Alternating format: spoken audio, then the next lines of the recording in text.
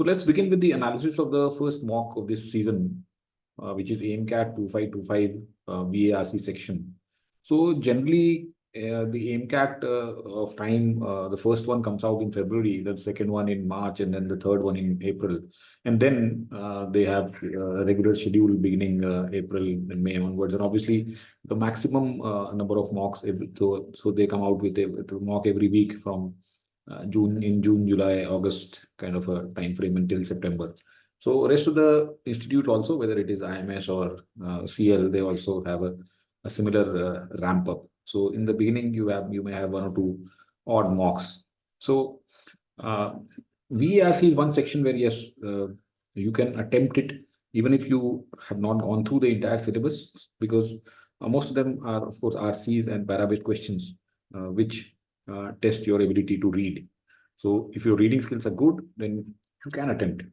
Of course, one should not look for too much into it in the sense that score कैसा आया, क्या नहीं आया, बहुत अच्छा हुआ, नहीं हुआ, वो सब करने की जरूरत नहीं है. अभी हमें सिर्फ यूज टू होना है कि हम एक पूरा मॉक या पूरा एक टेस्ट का जो सेक्शन है उस पर हम how can we attempt that to the best of our abilities currently.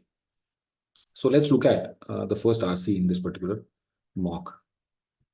Nations have tugs of war over the official definition of the word genocide, which mentions only national, ethnic, racial, and religious groups. Look at the annual international tussle over whether the 1915 Turkish massacre and deportation of Armenian counts as genocide. So ये genocide की बात हो रही है. Genocide means mass killing. So if, let's say, as we know, the most famous genocide or the most talked about genocide is the Second World War extermination of Jews by Nazis, headed by Hitler. So वो एक ethnic genocide इसको कहते हैं, या racial. So genocide mostly official definition जो है उसमें सिर्फ national, ethnic या religious या racial basis पे अगर आप किसी ग्रुप का genocide करते हो तो वो उसकी official definition कहलाती है. So there have been tussles over whether this 1915 Turkish massacre and deportation of Armenians क्या ये genocide है या नहीं. So this particular sentence gives us an idea कि ये passage will talk about genocide, कि genocide की definition जो है वो क्या restrictive है, क्या उसमें हम और भी elements introduce कर सकते हैं. Norman Naimark, author of the controversial new book Stalin's Genocides, argues that we need a much broader definition of genocide, one that includes nations killing social classes and political groups. His case in point, Stalin. So Stalin, if we know Russian history, we know that in 1917 there was October Revolution, और उसके बाद में Russia में communism आ गया था. Lenin was the guy who was heading that time, and then Stalin came in, and then Stalin became the leader in 1924. And then Stalin was like a iron. He ruled with an iron hand. And Stalin's genocide एक नई book आ गई है जिसमें कहा गया है कि उसने social classes, he was responsible for killing social classes and political groups. So क्या इसको हमें जेनोसाइड कहना चाहिए? This book's title is plural for a reason. Plural for a reason, ये प्लूरल है. स्टालिन्स जेनोसाइड्स मतलब उसने बहुत सारे जेनोसाइड किए. He argues that the Soviet elimination of a social class, the kulaks, who were higher income farmers, and the subsequent famine which killed 3 to 5 million Ukrainian peasants, as well as the notorious 1937 order number 00447 that called for the mass execution and exile of socially harmful elements as enemies of the people, were in fact genocide. So Stalin ने एक genocide नहीं किया, उसने बहुत सारे genocide किए. एक उसने सबसे पहले कुलक्स थे जो हायर इनकम फार्मर्स थे, फिर यूक्रेनियन पेजेंट्स को भी मर गए indirectly. Then mass execution of socially harmful elements. जो उससे एग्री नहीं करता था, जो उसके अगेंस्ट जाता था, जो भी उसकी बात नहीं सुनता था, उसको he used to send them to gulags. Okay, there was a kind of a prison, और वहां पे गुलग्स उसको बोलते थे, और वो गुलग्स में भेज देता था, और वहां पे उनसे almost they were killed there. So इस तरह से इसने बहुत सारे जेनोसाइड किए. I make the argument that these matters shouldn't be seen as discrete episodes but seen together, said Naimark, a respected authority on Soviet regime. It's a horrific case of the genocide, the purposeful elimination of all or part of a social group, a political group. So ये एक अलग अलग episode नहीं समझना चाहिए इनको. ये कह रहा है डिस्क्रीट मीन सेपरेट एपिसोड नहीं है, ये एक साथ देखना चाहिए कि उसने जो इतने सारे लोगों को मरवाया एक तरह से या मारा. So this Naimark fellow says, and he says it's a purposeful elimination of part of a social group. Stalin had nearly 1 million of his own citizens executed beginning in the 1930s. Millions more fell victim to forced labor, deportation, famine, massacres, and detention and interrogation by Stalin's henchmen. तो million को तो उसने खुद ही मरवा दिया और बहुत सारे और मिलियंस मरे फोर्स लेबर में और डिपोर्टेशन एंड ऑल इंटरोगेशन में स्टालिन हेंचमैन मतलब जो स्टालिन के जो जो सेना होती थी उसकी हेंचमैन मीन्स उसके जो फॉलोअर्स होते थे जो स्टालिन की जो हेंचमैन थे जो उसके ऑर्डर्स फॉलो करते थे वो जाते थे लोगों को इंटरोगेट करते थे और फिर मार देते थे so he had millions so a million of his own citizens were killed and millions more fell victim to all of this.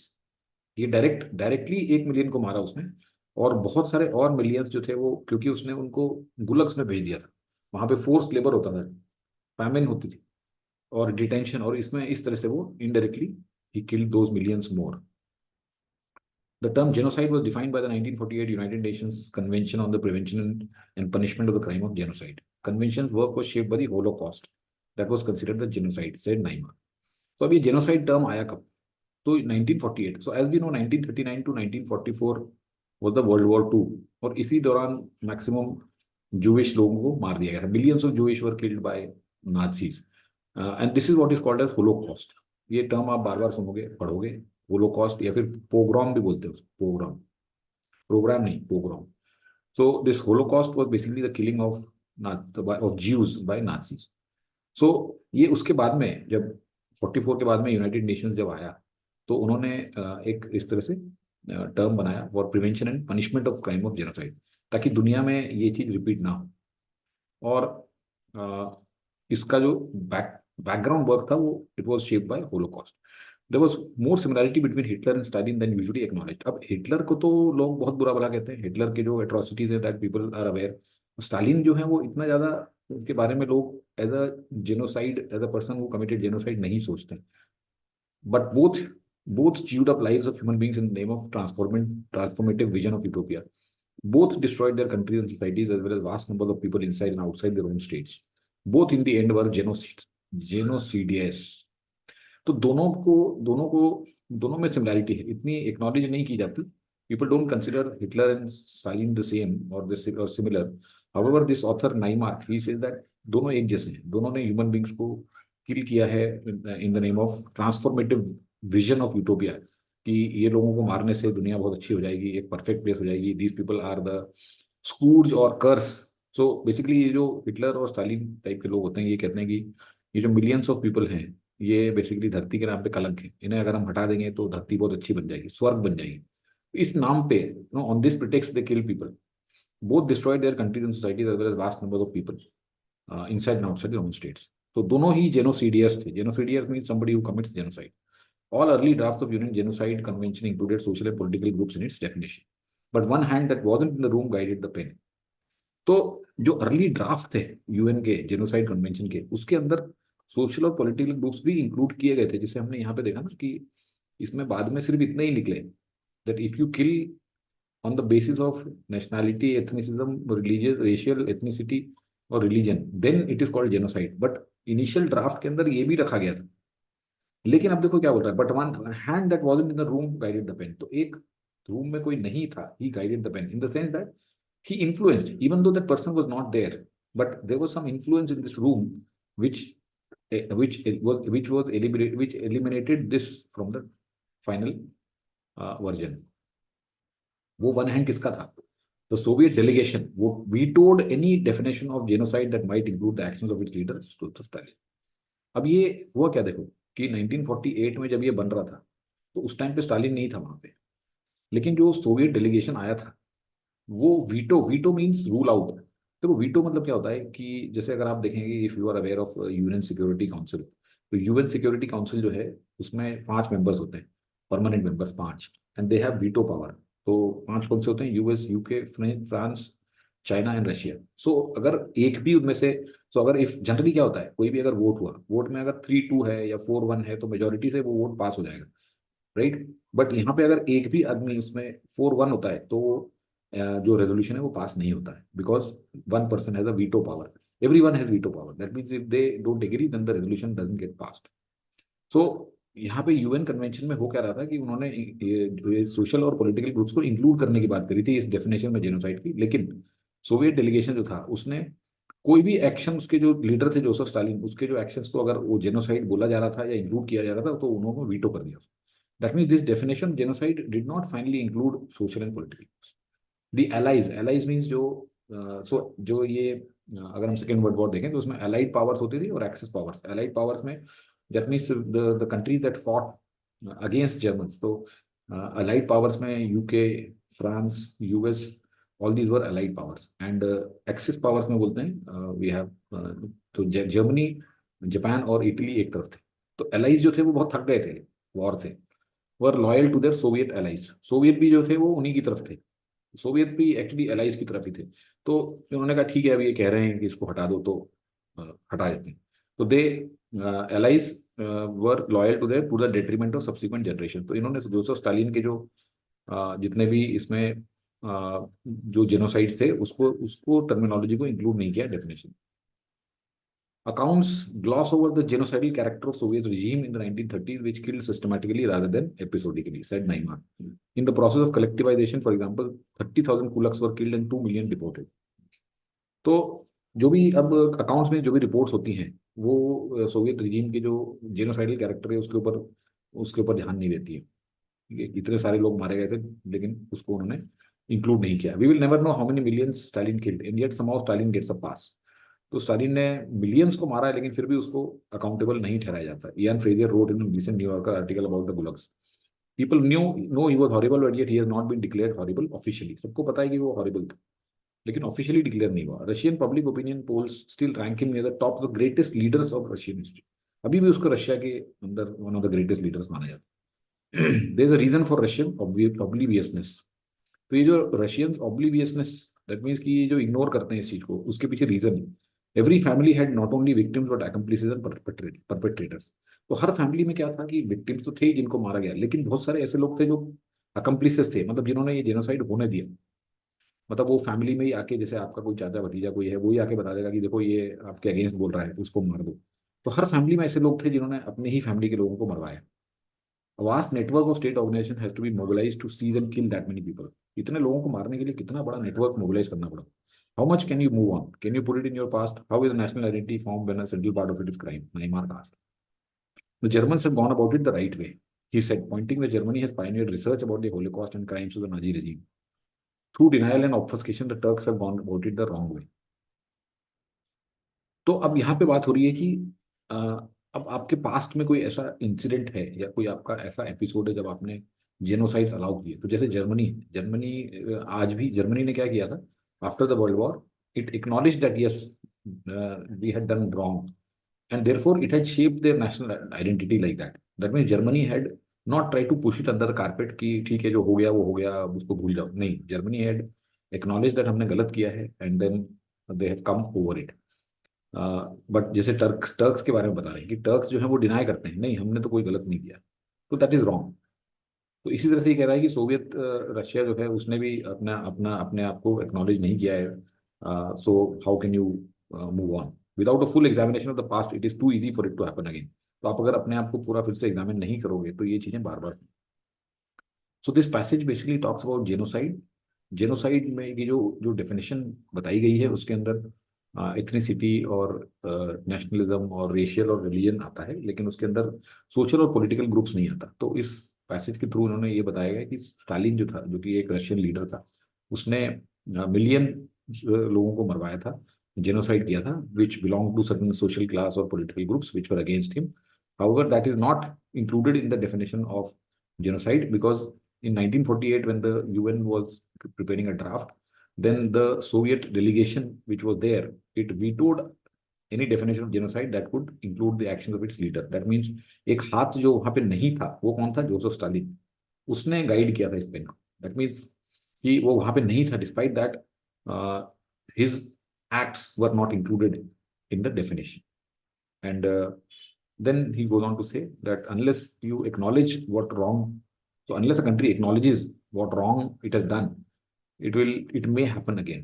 That's why he gives the example of Germany, which has done that, and that's why Germany में अब ये नहीं होता, whereas in other countries which does not acknowledge in other countries which do not acknowledge it may happen again. So that's the passage. Let's look at the questions. According to the passage, all of the following statements regarding Stalin are true except. तो इसमें से 3 statement Stalin के बारे में सही है, एक नहीं है. Stalin was responsible for execution of nearly a million Russians. तो ये तो दिया हुआ है यहाँ पे, राइट. यहाँ पे दिया हुआ है कि इसने 1 मिलियन को मरवा दिया, right. Where it is given, so it is given here, he had nearly a million of his own citizens executed. So this is given, so this is not the answer. When it comes to the use of word genocide, public opinion has been kinder to Stalin than to Hitler. तो public opinion genocide के बारे में है, वो Stalin को उतना guilty नहीं मानती जितना कि हिटलर को, which is also true as per the passage. Therefore, this is also not correct. Russian community complicitly has prompted the blind eye towards Stalin's pogroms. तो रशियन कम्युनिटी ने कॉम्प्लिसिटली मीन जान करके, मिलजुल के कंप्लाई करके, has prompted the blind eye. That means कि लोगों ने इसके जो पोग्राम मीन्स जेनोसाइड्स को इग्नोर करा है, उसने इनको अनदेखा करा है. तो yes, this is also true. Stalin vetoed any definition of genocide that might increment. Stalin did not veto. तो this is wrong. It was the Russian delegation that vetoed. वहां लिखा ना इनविजिबल हैंड, तो वो इनविजिबल हैंड मतलब वो आदमी वहां नहीं था. Stalin was not there, so he did not veto. Russian delegation veto. So this is not true. This is not true. Therefore, this is the correct answer. The term Russian obliviousness in the passage. Russian obliviousness means कि Russia ने जो ignore किया है इसके, so there is a reason for Russian obliviousness. That means they ignored the crimes of their people. So the term Russian obliviousness in the passage implies that one cannot be sure if Stalin qualifies as a genocidaire. No, Stalin तो genocidaire है, इसने तो साफ साफ बोला है यहाँ पे. But both in the end were genocidaires. So this is given. This is not. So one cannot be sure it is wrong here. Okay. The Russians are living in denial. Yes, Russians are living in denial. This is correct. कि वो उस चीज को acknowledge ही नहीं कर रहे हैं, उस चीज को मान ही नहीं रहे हैं. They are denying that such pogroms or such genocides occurred in Russia. So this looks to be okay. We'll keep it. The Russians remember their immediate past, but they neither fret about things that happened a long time back nor worry about this is totally wrong. Absurd answer. It is better to face the truth than to live in the dark, and to face the truth one must reckon with the past. This is fine. This is true, but this is not the implication of this obliviousness. This is the implication of the last paragraph. अगर आप last paragraph देखेंगे तो उसमें ये बोल रहा है कि it is better to face the truth and than to live in the dark. ये इसका लास्ट जो पैराग्राफ है उसका मेन आइडिया है. सो है तो ट्रू ये, लेकिन this doesn't refer to this Russian obliviousness. Therefore यहाँ पे अगर हम देखेंगे कि ये भी गलत है, ये भी गलत है, करेक्ट आइडिया बी है. Okay. According to Naimark the definition of genocide must be widen. Yes, definitely it must be widen. साफ साफ बोल रहा है कि जेनोसाइड की डेफिनेशन को हमको ब्रॉडन करना चाहिए, right. So we need a much broader definition of genocide. Clearly लिखा हुआ है. So ये आंसर हमें यही मिल गया. Okay, let's look at rest of them also. It is definition of genocide is adequate to exonerate Stalin. मतलब कि genocide की definition enough है कि हम स्टालिन को माफ कर सकते हैं. तो ये तो बिल्कुल नहीं है, गलत है. Paint Stalin and Hitler with the same brush. No, this is the point कि जो current definition of genocide है वो हिटलर और स्टालिन को सेम ब्रश से पेंट नहीं करती है. हिटलर को माना जाता है कि उसने जेनोसाइड किया, लेकिन स्टालिन को नहीं माना जाता. तो this is wrong. Attracts controversy. There is no controversy here. Controversy मतलब डिबेट हो रहे हैं, लोग आपस में लड़ रहे हैं, वैसा नहीं है. It is stated in the passage that the term genocide was defined with future implications in mind. नहीं. took the destructive utopian vision of both Stalin and Hitler into account. No, Stalin का तो नहीं था उसमें. took into account systematic genocides rather than episodic. नहीं. Emerged after the world witnessed the Holocaust during the Second World War. Yes, ये जो genocide था ये यहाँ पे आया था. देखिए 1948 में ये बोल रहा है. The term genocide was defined by the 1948 United Nations Convention on Prevention and Punishment. So this came in after the convention's work was shaped by the Holocaust. तो ये क्लियरली दिया हुआ है यहाँ पे, तो इससे डी आंसर सपोर्ट हो जाता है पूरा यहाँ पे. Emerged after the world witnessed the Holocaust. So I hope the passage and the answers are clear. Let's move to the next one. सो ये पैसेज में बोल रहा है, in a new book the journalist John Markoff points out how polarising the subject of automation and its effect on employment tends to be. You can go from the International Federation of Robotics on one side, which argues that we are on the cusp of the biggest job renaissance in history, to Moshe Verdi, a Rice computer scientist who argues that all human jobs will be obsolete by 2045. Markov observed, which group is right? अब ये एक बहुत important question है.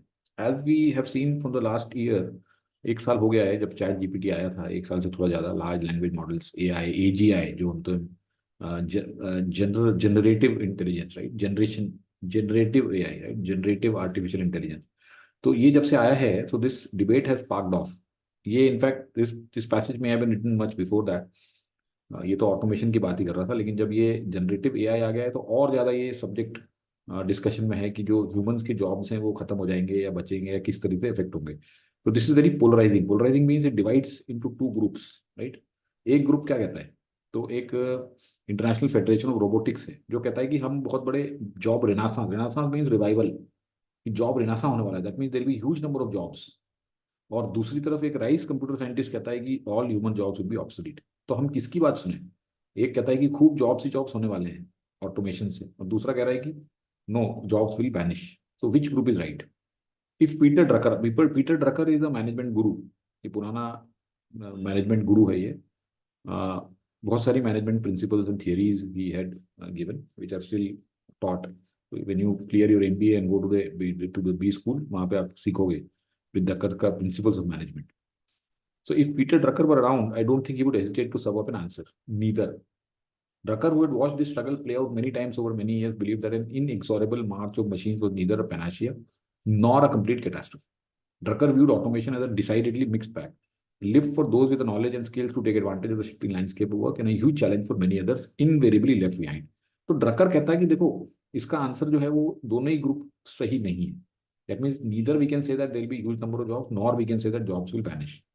क्योंकि Drucker ने ये struggle को बहुत बार देखा था ओवर हिज लाइफ टाइम. क्योंकि अगर हम देखेंगे कि इंडस्ट्रियल रेवोल्यूशन हुए हैं, तो इंडस्ट्रियल रेवोल्यूशन जब से हुआ है तब से बहुत सारी वेव्स आई हैं. सबसे पहले इंडस्ट्रियल रेवोल्यूशन हुआ था 1800s में in UK when steam engine came. Then electrical power आई और मशीन्स आई यूके में, इंडस्ट्रियल रेवोल्यूशन 2. फिर कंप्यूटराइजेशन हुआ, इंडस्ट्रियल रेवोल्यूशन 3. और अब इंडस्ट्रियल रेवोल्यूशन 4 बोलते हैं. अब जब एआई और ये सब आ गया है, रोबोटिक्स एंड ऑल दैट. तो ये कई बार हुआ है कि कोई भी नई टेक्नोलॉजी आती है, कोई भी नया काम करने का तरीका आता है, मशीन्स आती हैं, तो लोगों को लगता है कि मशीन सारे जॉब ले लेंगी. पर लेकिन Drucker believe that inexorable means unyielding, बिना रुके, रिलेंटलेस मार्च ऑफ मशीन्स. और neither a panacea means cure all, something that can cure everything, all ills. तो ना तो ये क्योर ऑल था, ना ये complete catastrophe. Drucker viewed automation as a decidedly mixed bag. ये तो एक मिक्स्ड बैग है कि lift for those with the knowledge and skills to take advantage of the shifting landscape of work. तो जो लोगों के पास में नॉलेज और स्किल्स है, वो लोगों के लिए को तो ये ऊपर लेके जाएगा. और जो लोग नहीं इसके इसके साथ में कदम के साथ कदम मिला के चल सकते, it will be a huge challenge for many others, invariably left behind. तो मतलब ये लिफ्ट कर देगा कई लोगों को तो, और कई लोगों को पीछे छोड़ देगा. One of the Drucker's first looks at this double-edged dynamic came when he witnessed the mechanical cotton picker replacing laborers in the field, for better as well as for worse. तो उसका एग्जाम्पल दिया गया है कि एक mechanical cotton picker आया. पहले क्या था कि फील्ड्स में जो लेबरर्स होते थे वो कॉटन पिक करते थे, मतलब कॉटन की प्लांट जब जब फसल उसकी हो जाती थी तो कॉटन पिकर्स होते थे. बाद में मैकेनिकल कॉटन पिकर्स आ गए. तो उसके कारण क्या हुआ कि कई लोगों को फायदा हुआ, और कई लोग जो था वो, और उनकी सिचुएशन वर्स हुई. तो ऐसा नहीं हुआ कि जितने भी लोग उसमें इन्वॉल्व थे सभी की सिचुएशन वर्स हो गई, और ऐसा भी नहीं हुआ कि सभी की सिचुएशन अच्छी होगी. So it was a mixed bag. It is easy to see only one aspect of technological revolution through which the cotton belt is passing: the removal of the dead hand of cotton economy and plantation society, the establishment of a sound agriculture and of a better balance between industry and farming, higher incomes, better living standards, and the end of sharecropping. In short, the final emancipation of both the white and colored from slavery. Drucker reported in Harper's Magazine. It is also to see only the other aspects: dislocation, suffering, uprooting of millions who will lose their homes and their livelihood. तो ये कहता है कि अब देखो, कोई भी इस तरह से मैकेनिकल जैसे कॉटन पिकर आया तो बहुत आसान होता है कि इसको एक ही एस्पेक्ट देखना इस चीज का. ओके, एक ही एस्पेक्ट मतलब ये है कि देखो, कॉटन पिकर जो था वो रिमूवल ऑफ डेड हैंड हो गया, और साउंड एग्रीकल्चर प्रैक्टिस आ गए, इंडस्ट्री फार्मिंग में बेटर बैलेंस हो गया, हायर इनकम हो गई, बेटर लिविंग स्टैंडर्ड हो गया, शेयर क्रॉपिंग खत्म हो गई। तो शेयर क्रॉपिंग वगैरह जो है वो इल्स होते थे इसके। और वहाँ पे यूएस में अगर आप देखेंगे कि जो ब्लैक लोग थे वो स्लेव्स थे वाइट्स के। तो वाइट्स का भी, तो ब्लैक्स का जो था स्लेवरी जो थे उनका एमेंसिपेशन हो गया, राइट। तो it is very easy to see only the good aspect, and similarly it is also easy to see the other aspect की देखो कितने सारे लोग जो थे फार्म लेबर्स वो डिसलोकेट हो गए, सफर हो गए, सफर कर रहे हैं, billions of people are losing their homes and land. तो इस तरह से ये बताने की कोशिश की जा रही है यहाँ पे कि it is very easy to say either the good aspect or the bad aspect. However, the full picture, as in all technological revolutions, emerges only if both the better life for those who can adjust themselves and suffering of those who are pushed out are seen together and at the same time. तो पूरी picture आपको जब मिलेगी जब आप दोनों चीजों को एक साथ देखें, कि जो लोग एडजस्ट कर सकते हैं they have a better life, and people who are pushed out who can not keep pace with it, उनकी सफरिंग। तो दोनों को हमें साथ में देखना चाहिए, ये नहीं कहना चाहिए कि ये बिल्कुल अच्छा है या बिल्कुल खराब। Drucker worried about those who are being pushed out and would lose not only their income but also basic sense of dignity and fulfillment that comes from putting in a solid day's work. तो Drucker को चिंता जरूर होती थी उन लोगों की जो कि पुश आउट हो रहे हैं, और अपनी इनकम ही नहीं बल्कि उनकी डिग्निटी और fulfilment. So if let's say you work for 8 hours a day, then you get a sense of fulfilment that comes from putting in a solid day's work. तो कोई भी अगर आदमी हफ्ते में 5 दिन 6 दिन काम करता है तो उसको एक सेंस ऑफ डिग्निटी होती है एंड सेंस ऑफ सेटिस्फैक्शन होता है। तो ये उनको नहीं मिलेगा जो लोग बेचारे डिस्प्लेस हो गए इसके कारण। So from his earlier writing to his last, he offered the same prescription to deal with सब hardship, the creation of meaningful opportunities for lifelong learning. तो वो कह रहा है ऐसे लोगों को क्या करना चाहिए, ऐसे लोगों को लाइफ लॉन्ग लर्निंग करनी चाहिए। सो जो कि अभी एआई में भी के सिनेरियो में भी लोग कहते हैं कि आपको कंटिन्यूअसली लर्निंग करनी पड़ेगी। It's not as if you get trained in some occupation and you keep working in that occupation you will be able to spend a life time working in the same occupation. ऐसा नहीं होगा, same profession, you will need to keep learning and evolving.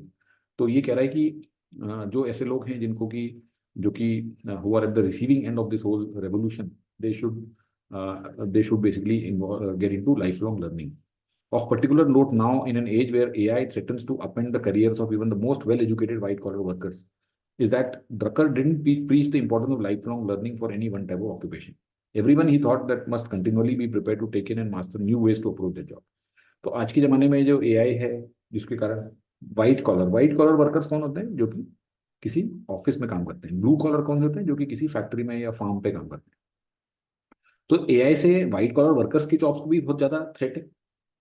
तो इसने ये नहीं कहा कि Drucker ने कि आप सिर्फ लाइफ लॉन्ग लर्निंग सिर्फ जो फार्मर्स हैं या जो वर्कर्स हैं या लेबरर्स हैं उन्हीं को करना चाहिए, हर एक आदमी को करना चाहिए, whether in any occupation. The public sector has its part to make sure that schools and employing institutions work together in the advanced education of adults. और पब्लिक सेक्टर का भी रोल है इसमें, मतलब गवर्नमेंट का रोल है कि जो स्कूल्स और ऐसे इंस्टीट्यूशन होनी चाहिए जो कि उनकी एजुकेशन को एनहांस कर सके। School has traditionally been where you learn, job has been where you work, the line will become increasingly blurred. तो स्कूल ऐसी जगह थी आप सीखते थे और जॉब में आप काम करते थे, अब ये लाइन जो है वो ब्लर हो रही है। That means you will be able to, you have to learn at your job also and you have to then keep learning at your job and keep moving. Employers also have their role, including active attempts at retraining for specific job. और employers को भी इसमें एक role है उनका। तो government का role तो है ही है कि स्कूलिंग और ये सब करना चाहिए, उनको अच्छे इंस्टीट्यूशन बनाने चाहिए ताकि ये सीख सके। और एम्प्लॉयर्स का रोल है कि they should retrain for specific new job opportunities, as Drucker puts it. Each employee must be ready to embrace what's being taught over and over and over again. और हर एक एम्प्लॉय को भी ये उसके ऊपर रिस्पॉन्सिबिलिटी है कि जो भी सिखाया जा रहा है उसको बार बार उसको सीखना चाहिए। So that's about the passage wherein this author has basically looked at both the sides of it. He has talked about how Peter Drucker says that it is very easy to see only one side of this revolution, which means only either the good aspect or the bad aspect. But we should look at both the aspects. और जो लोग इसमें suffering वाली side पे हैं, people who are losing out because of any technological revolution, there is only one suggestion for them, that they should keep learning. They should keep improving their skills so that they can become re-employed. And there is a responsibility of the government also, that they should have institutions that can give advanced education to adults, and also employers who should also train people for specific opportunities. So if you keep doing that, then any kind of revolution you will be able to bear. Otherwise, every revolution will have will be good for some people, but bad for the other set of people. So other set of people should always, whether it is their workers or their laborers, they should always upskill, reskill themselves. So that's the idea in this. passage. Which of the best summarizes the flow of the passage? Flow of the passage मतलब कि किस तरीके से passage चला है, पहले उसने क्या बताया, फिर बाद में क्या बताया. तो इस तरह के क्वेश्चन में आपको फ्लो बताना है. The author introduces a premise which he subsequently argues against with facts and evidence. So author ने शुरू में कुछ बताया और फिर बाद में उसके अगेंस्ट में आर्ग्यू किया. तो इसमें ऐसा तो कुछ भी नहीं. ऑथर ने तो शुरू से यही बताया है कि जो एक उसने शुरू में क्या बताया आपको, एक उसने कहा कि कोई भी जो रेवोल्यूशन होता है तो उसमें एक साइड बोलती है कि बहुत अच्छा है और बहुत सारे जॉब्स सबको मिल जाएंगे, दूसरी कहती है कि नहीं मिलेंगे. और पीटर ड्रकर ने जो था कि उसने कहा कि हमें ऐसा नहीं देखना चाहिए इसको, we have to look at both the things together and then he gave his views. So there is no arguing against with facts. So this is wrong. The author introduces a question and subsequently answers the question using an argument which has pros and cons. तो नीचे वाले argument के कोई pros and cons नहीं है. Cons नहीं बताए. Cons means something, some disadvantages. तो upskilling के कोई disadvantages नहीं बताए. उसने तो ये बताया कि जो आपको upskilling और reskilling करनी चाहिए. तो ये नहीं बताया कि उसके कोई cons भी हैं क्या. तो ये गलत है. This is wrong. Author addresses an issue using a philosophy that discusses ways of remediating the issue. Remediating the issue means issue को दूसरे तरीके से देखो. तो ऐसा कोई इसमें he has not address the issue by saying that you look at relook at the whole thing. तो relook at the whole thing ठीक है, लेकिन उसके लिए उसने स्पेसिफिकली ये बताया कि आपको क्या करना चाहिए, रीस्किल अपस्किल करना चाहिए. वो इसमें कैप्चर नहीं हो रहा है. The author addresses the question using a philosophy that discusses how to deal with consequences of the subject. Yes. So how to deal with the consequences of the subject. Consequences of subject of the question क्या है कि जो कोई भी नई technology आएगी उससे jobs चले जाते हैं. तो how to deal with it? How to deal with it? Yes, by reskilling, upskilling, always learning, being in a constant learning mode. So this looks to be okay.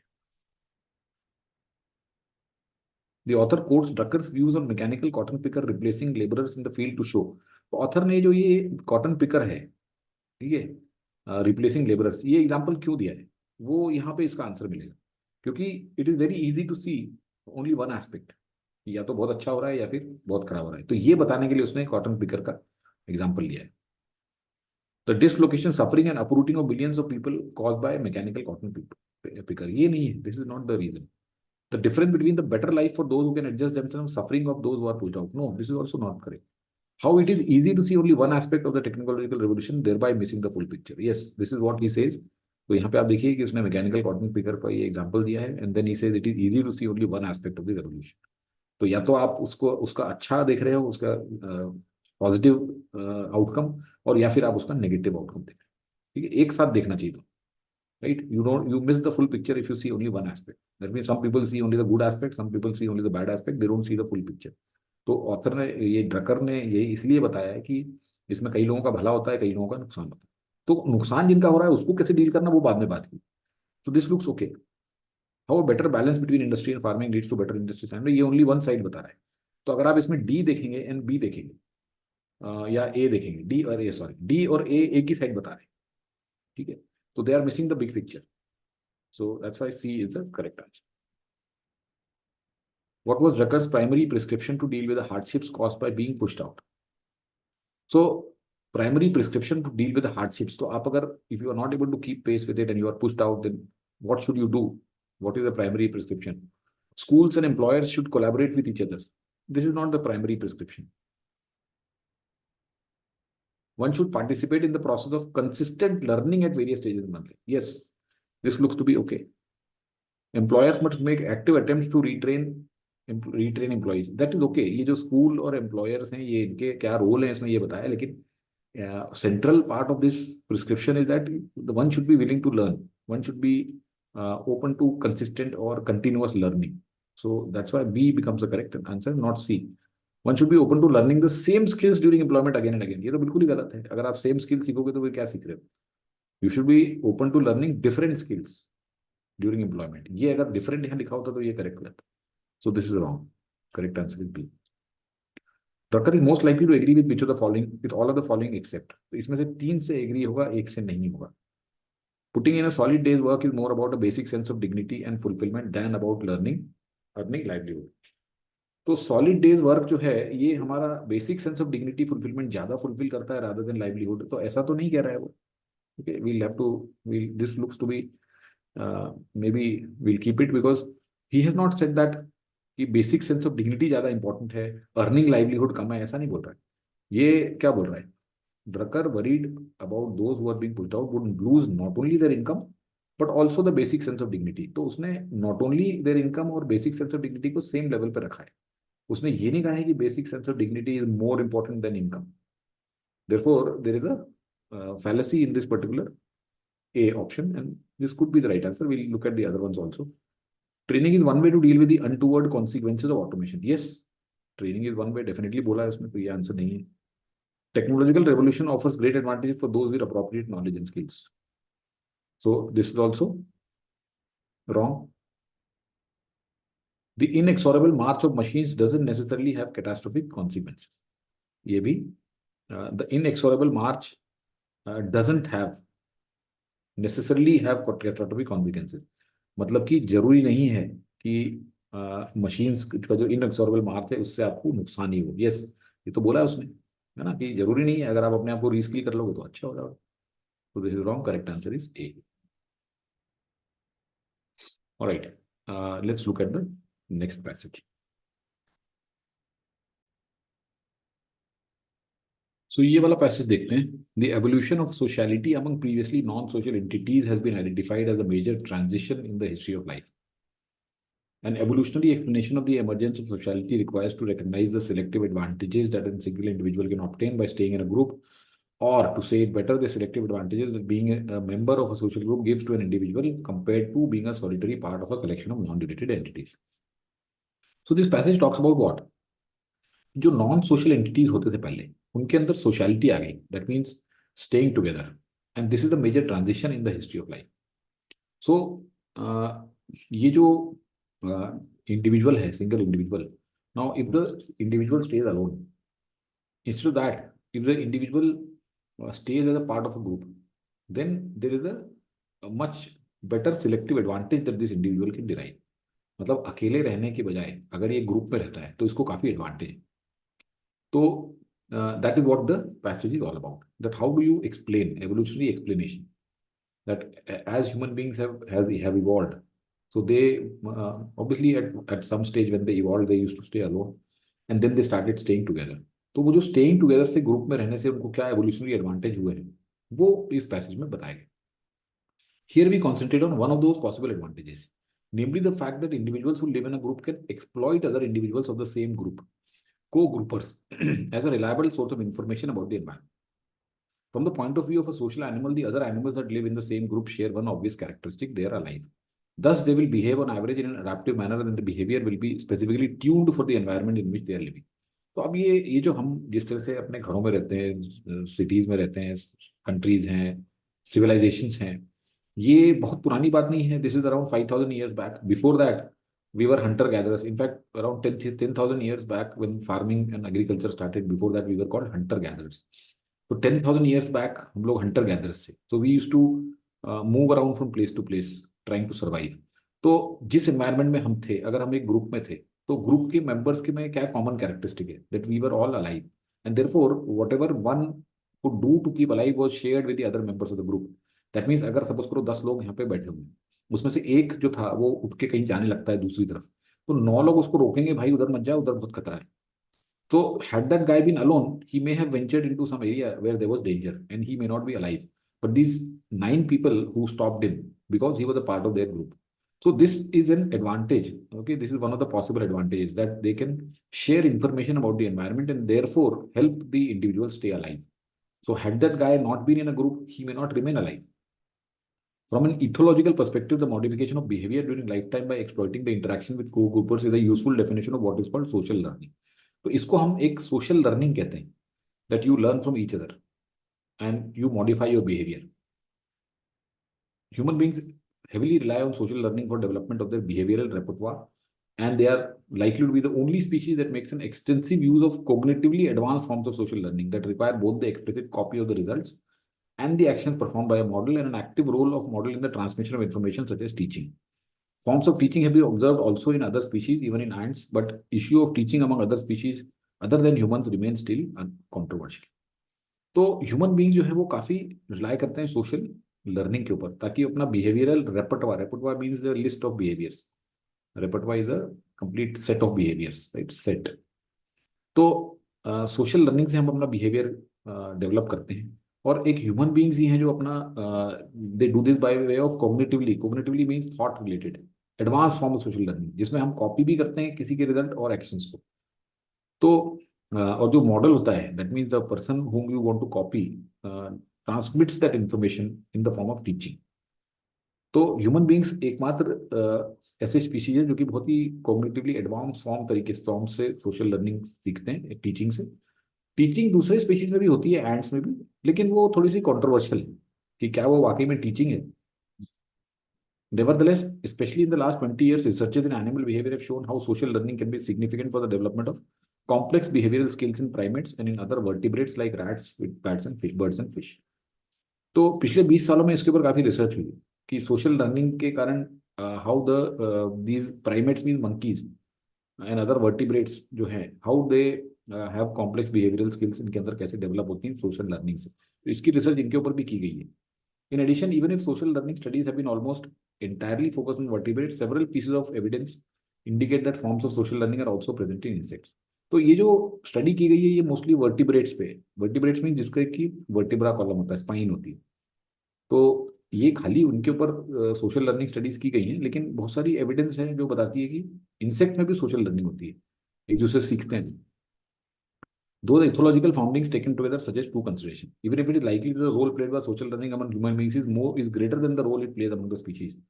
Although that mechanism that permit the relative stability of cultural patterns support cumulative cultural evolution in human groups still remain not clear. Social learning does not seem restricted to human beings. तो अब इससे दो चीजें निकल के आती हैं कि एक तो जो role played by social learning among human beings है वो ग्रेटर है, that means human beings learn much more by social learning than other species. लेकिन ये जो मैकेनिज्म है कि कैसे ये सोशल लर्निंग होती है वो भी क्लियर नहीं है। ओके, तो relative stability of cultural pattern, that mean कि हमारे पैटर्न्स कल्चरली एक जैसे कैसे हो जाते हैं, एक दूसरे से सीख के हम कल्चरली सेम तरीके से बिहेव करने लगते हैं। तो ये कैसे हो जाते हैं ये क्लियर नहीं है, लेकिन सोशल लर्निंग ह्यूमन बीइंग्स में रिस्ट्रिक्टेड नहीं है। Hence, the selective advantage of living in a social group because of social learning can be more pervasive than generally thought. Pervasive means widespread.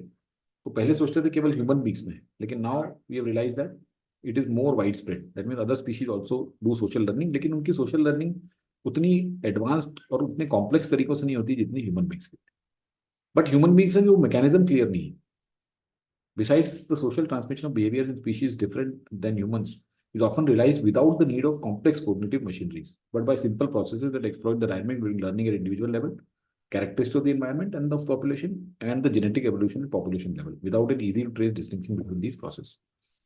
तो सोशल ट्रांसमिशन जो है दूसरे species में इतना complex नहीं है, सिंपल प्रोसेस है जिसमें कि अलग अलग चीजें एक्सप्लॉइट होती हैं learning at individual level, environment के कैरेक्टरिस्टिक्स और पॉपुलेशन के, और पॉपुलेशन के लेवल पे जेनेटिक एवोल्यूशन, और इसके अंदर कोई डिफरेंस नहीं है। So this passage talks about the advantages that are there when a person lives in a social group. Social learning होती है, सोशल लर्निंग से वो अपना कल्चरल बिहेवियर मॉडिफाई करता है, और ये देखा गया है कि ह्यूमन बींग्स ऐसे हैं स्पीशीज जिसके अंदर ये complex behavioural complex cognitive machinery के थ्रू होता है। दूसरे एनिमल्स और इवन इंसेक्ट्स में भी ये होता है, लेकिन इतना कॉम्प्लेक्स प्रोसेस नहीं है, सिंपल प्रोसेस होती है। So these are the main ideas that are given in this passage. Let's look at the questions. What can be inferred from the phrase the explicit copy of the results and actions performed by a model with regards to social learning in humans? The explicit copy of results and actions performed by model, इसको यहाँ देख लेते हैं कहाँ लिखा हुआ है। They are likely to be the only species that makes an extensive use of cognitively advanced form of social learning that require both the explicit copy of the results and action performed by model. तो इसमें इसका क्या inference है वो पता। Human beings learn behavioral skills from a single archetype which ensures the replication of such skills across generation. तो human beings एक single कोई आर्किटाइप मीन्स कोई मॉडल से वो सीखते हैं, तो ऐसा तो कहीं नहीं बताया कि कोई सिंगल मॉडल से सीखते हैं, क्योंकि सिंगल का नाम कहीं भी नहीं है, single model single archetype, so this is not correct. Human beings learn by mirroring other individuals which result in the development of behavioural skills. Yes, explicit copy of the results and actions performed by model means mirroring other individuals, right? So this looks to be okay, we'll keep it. Human beings teach other individuals behavioral skills which result in propagation of selective advantage to all the individuals in the group. So teach other individuals behavioral skills which result in propagation of selective advantage to all the individuals in that group. तो यहाँ पे selective advantages का तो कुछ भी लिखा भी नहीं हुआ है, right? So which result in propagation of selective advantage of the individuals. Human beings teach other individuals behavioral skills. So rather than that, so they don't teach. Rather, human beings learn by mirroring other individuals, which result in development. So this B is much better than C. Human beings use a standard model to impart knowledge to other individuals. ऐसा कोई standard model नहीं है. There is no standard model. So this is wrong. Correct idea is B. According to the passage, which of the following statements is definitely true regarding social learning in insects? In various species of insects, experienced individuals teach other young individuals, which provides an advantage in the survival of younger individuals. तो ये जो teaching होती है, ऐसा कहीं पे भी नहीं लिखा हुआ है सोशल लर्निंग में. हम ये नहीं कह सकते हैं कि इंसेक्ट्स में ये टीच करते हैं. सोशल लर्निंग होती है, लेकिन क्या वो इसी तरह से होती है? देखिए आप,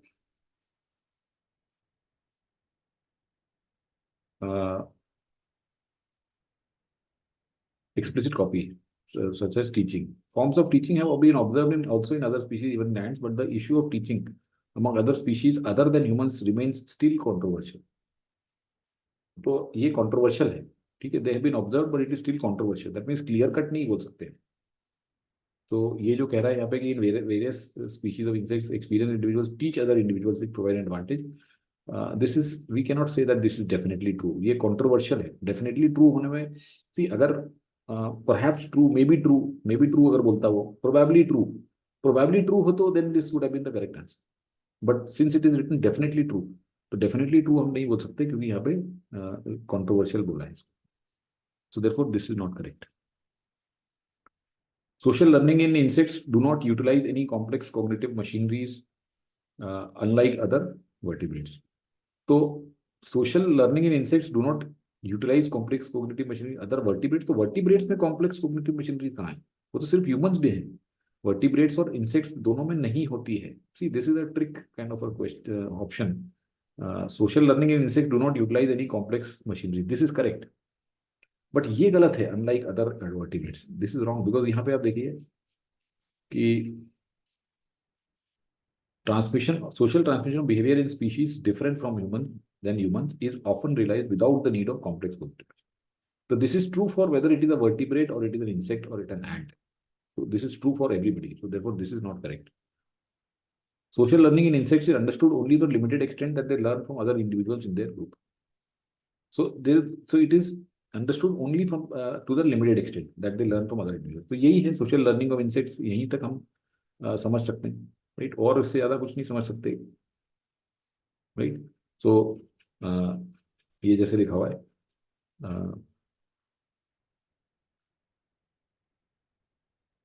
social learning does not seem restricted to human beings.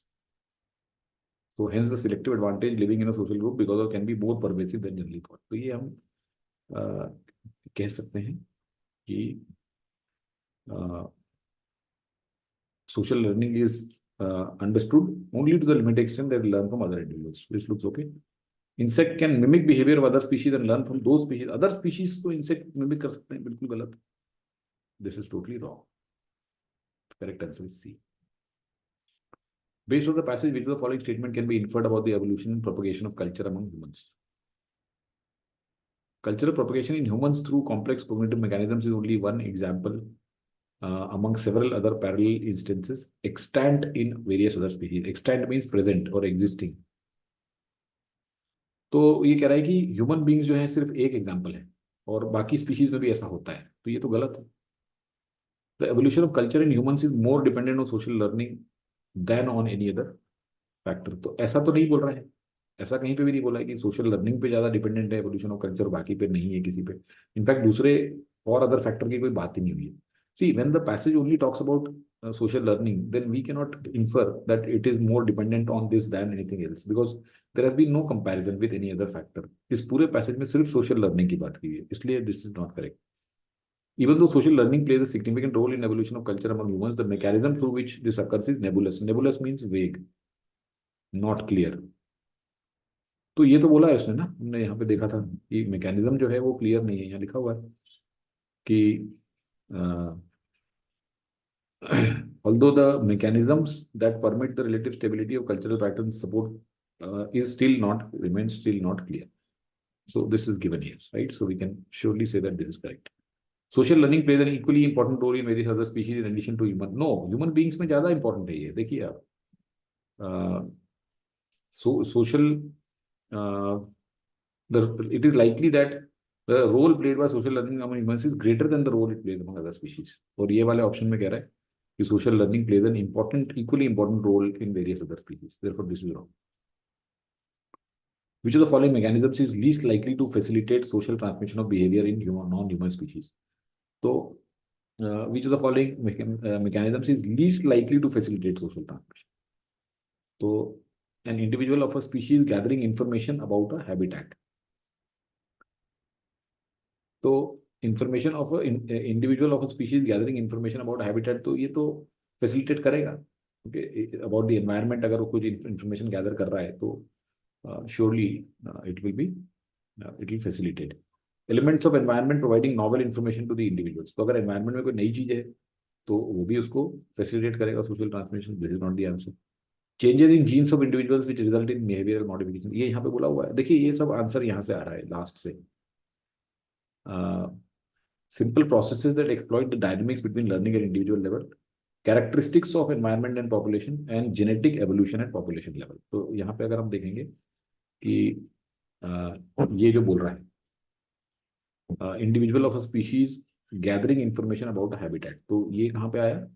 Learning at the individual level. तो अगर learning at the individual level हुई है तो डेफिनेटली इससे सोशल लर्निंग हो जाएगी.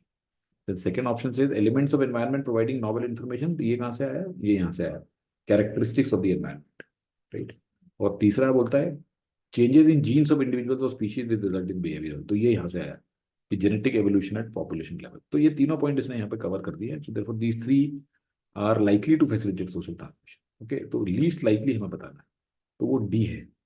Transmitting knowledge to all individuals through well-defined induction of individuals, ये तो human beings में होता है कि आप well defined complex cognitive machinery के हिसाब से करते हो. तो this is not likely in non human species and therefore D is the correct answer. So I hope this passage and the questions are clear. Let's move to the next one. तो ये fourth passage है, इसमें malls के बारे में बात की है. Malls are the ultimate consumption paradise because everything is carefully presented and available for consumption. Mall developers need to bring many customers into their complex, but they realize that not all shops are equal. Some big department stores generate far more customer traffic for their neighbors than their neighbors do for them. This create what economists call positive externality. तो अब यहाँ पे हम देखें कि malls की बात हो रही है कि एक अल्टीमेट कंजम्पशन पैराडाइज है क्योंकि यहाँ पे सब कुछ बहुत केयरफुली प्रेजेंटेड है और available for consumption. Mall developers जो है वो बहुत सारे कस्टमर्स को अपने शॉप्स में लेके आते हैं, लेकिन क्या होता है वहाँ पे बड़े बड़े कोई डिपार्टमेंट स्टोर्स होते हैं. They generate far more traffic. अब कई लोग जो यहाँ पे आए एक बड़े डिपार्टमेंटल स्टोर के चक्कर में, तो वो आसपास के जो छोटे मोटे जो स्टोर्स हैं वहां पे भी चले जाते हैं. तो बिग डिपार्टमेंट स्टोर्स जो होते हैं they generate traffic far more customer traffic for their neighbours than their neighbours do for them. तो ये एक बड़ा सा डिपार्टमेंट स्टोर अगर यहाँ खुला हुआ है और यहाँ पे एक छोटी सी कोई दुकान है, तो जो यहाँ पे आएगा वो इसमें भी चक्कर लगा लेता है. ऐसा नहीं है कि इसमें जो चक्कर लगाने आता है वो यहाँ आ जाता है. तो this store generates far more traffic for this particular store. This creates what economists call positive externality. तो ये positive externality create हो रही है. A department store chain must decide whether to open a new store by working out how much profit it will earn. तो department store chain जो है वो, अब ये सपोज करो कोई डिपार्टमेंट स्टोर की चेन है, ठीक है, तो वो उसको डिसाइड करना पड़ेगा कि क्या हम नया स्टोर खोलें इस मॉल में, कितना हमें प्रॉफिट हो सकता है. तो ये जो डिपार्टमेंट स्टोर हैं तो basically we can look at them as maybe some Big Bazaar और सम एमएनएस और लाइफस्टाइल और इस तरह के जो स्टोर्स को बिग डिपार्टमेंट स्टोर बोला जा रहा है. तो यहाँ पे जो आने वाले लोग हैं obviously they are many more, right. तो अगर एक एमएनएस का एक आउटलेट है कहीं पे, उसको डिपार्टमेंट स्टोर मतलब उसको खोलना है वहाँ पे मॉल में, तो वो ये देखेगा कि कितना प्रॉफिट मुझे यहाँ से निकल सकता है. If much of the traffic the store generates would benefit other retailers instead, the department store may not have a viable business. तो अगर लोग मतलब यहाँ पे सिर्फ घूमने फिरने के लिए आ रहे हैं और वो जाके फिर खरीद रहे हैं छोटे छोटे स्टोर से, तो उसके लिए फायदा ही नहीं है. Yet, if it therefore decides not to build, all the neighboring shops will miss the positive externality a new store would generate. और अगर ये यहाँ पे नहीं आएगा तो इन लोगों को बेचारों को पॉजिटिव एक्सटर्नलिटी नहीं मिलेगी. The private sector often finds those solution to externality problems because the property developer owns the entire shopping complex. Its profit depend upon entire mall, not on any particular shop. By choosing the right mix of tenants and charging rents that reflect each store's contribution to the mall's overall revenues, including the business it brings to other stores, the developer can internalize the externality and maximize its profit. तो अब इसका solution क्या निकाला जाए? तो solution ये है कि प्राइवेट जो ये यहाँ पे जो प्रॉपर्टी डेवलपर है वो तो पूरा मॉल ओन करता है. सपोज डीएलएफ है यहाँ पे, तो डीएलएफ मॉल ऑफ नोएडा है या फिर great mall of India Noida में है या डीएलएफ सिलेक्ट सिटी मॉल है या कोई सा भी ऐसा मॉल है अगर डीएलएफ का, तो डीएलएफ को तो प्रॉफिट पूरा देखना है. उसको तो ये नहीं है कि ये बड़ा स्टोर लाए या ये स्टोर आए. तो उसको एक right mix of tenants choose करना पड़ेगा. मतलब उसमें दोनों टाइप के हों कि कुछ ऐसे भी हों जो कि पॉजिटिव एक्सटर्नैलिटी क्रिएट करें और कुछ ऐसे छोटे भी हों. तो अब वो कैसे करेगा? How does it balance it out? Because this fellow is worried और अफ्रेड कि यार मैं अगर खोल दूंगा और बहुत सारे लोग नहीं आएंगे तो क्या होगा. On comparing sales and rental rates of department store or anchors to those other shops in the mall. अब इनको एंकर भी कहते हैं, एंकर शॉप्स मीन बड़े डिपार्टमेंट स्टोर्स. तो इनके रेंट को अगर और सेल्स को अगर कंपेयर किया गया तो it was found that department stores get far better deals and retailers. मतलब इनको काफी कम रेंट देना पड़ता है compare to this per square feet. A clothing और shoe shop in a so called super regional mall. अब कोई बहुत बड़ा सुपर रीजनल मॉल है, दिल्ली में मॉल है. दूसरा रीजनल मॉल मतलब कोई लखनऊ में मॉल. तो अगर एक सुपर रीजनल मॉल है, mall with at least 3 department stores and over 600,000 square feet of space, pays about 10 times as much in rent per square feet as a department store. तो ये देखा गया कि एक छोटा जो स्टोर है ये 10 टाइम्स रेंट पे करता है इसका super regional mall. This could be due to the fact that department store generate smaller sales from each square foot of floor space. तो डिपार्टमेंट स्टोर्स क्योंकि उनको बड़ा चाहिए तो उनका पर स्क्वायर फीट तो सेल कम होती है. But even then department stores pay far lower rents than other business in the same mall. Departmental store लेकिन फिर भी काफी कम पे करते हैं rent. Other tenants in fact in effect subsidise department store. तो ये जो रेंट दे रहे हैं ये इसको सब्सिडाइज कर रहे हैं, विच leaves department stores paying around 20% of the rent that other shop must yield. तो ऑलमोस्ट 20% ही रेंट देते हैं. बट ये भी जरूरी है, भले रेंट कम दे रहा है लेकिन ये दूसरे लोगों के लिए फुटफॉल जनरेट करा रहा है.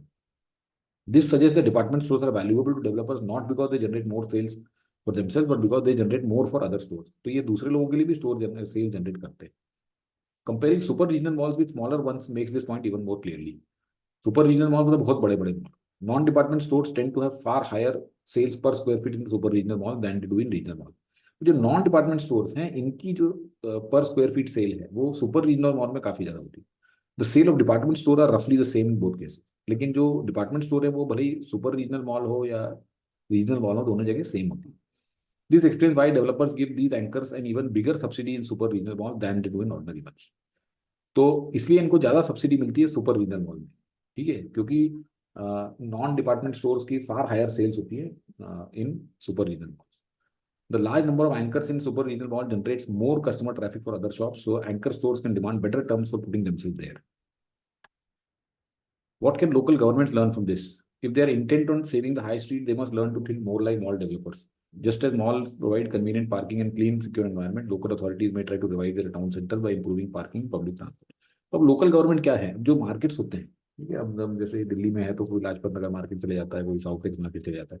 तो मार्केट में वैसे इनको गवर्नमेंट को क्या सीखना चाहिए कि जैसे मॉल्स में तो लोगों को कन्वीनियंट पार्किंग होती है, क्लीन एनवायरनमेंट मिलता है, तो वैसे ही टाउन सेंटर्स जो हैं या इनके जो मार्केट्स हैं उसमें भी इनको पार्किंग इंप्रूव करना चाहिए, पब्लिक ट्रांसपोर्ट इंप्रूव करना चाहिए. Town planners must solve the same externality problem that mall developers worry about. That could mean favoring some stores over others by giving them tax breaks or subsidies or by finding some other way to let small shops compensate big ones. तो इनको भी ऐसा करना चाहिए कि ये बड़े stores को किसी ना किसी तरह से कॉम्पेंसेट करें ताकि बड़े स्टोर्स ट्रैफिक ड्राइव करें और छोटे स्टोर्स सेल्स ड्राइव करें. So this passage talks about the role of department stores or big stores in a mall. So big stores, they generate less sales per square feet, but they generate a much higher footfall for the smaller shops that are there in the mall. And therefore, the smaller shops need to pay more rent than the bigger shops per square feet because they are getting the benefit of the footfalls generated by the big mall. And then the author has compared this mall thing with the town planning also, that in the local markets also the same fundamental can be used by providing to some big stores the benefit and some kind of a subsidizing of rent by the smaller stores because they generate much bigger footfalls. Let's look at the questions. Which one of the following statement is the writer most likely to agree with? The local government can benefit retailers by providing adequate compensation to small shops at the cost of big shops.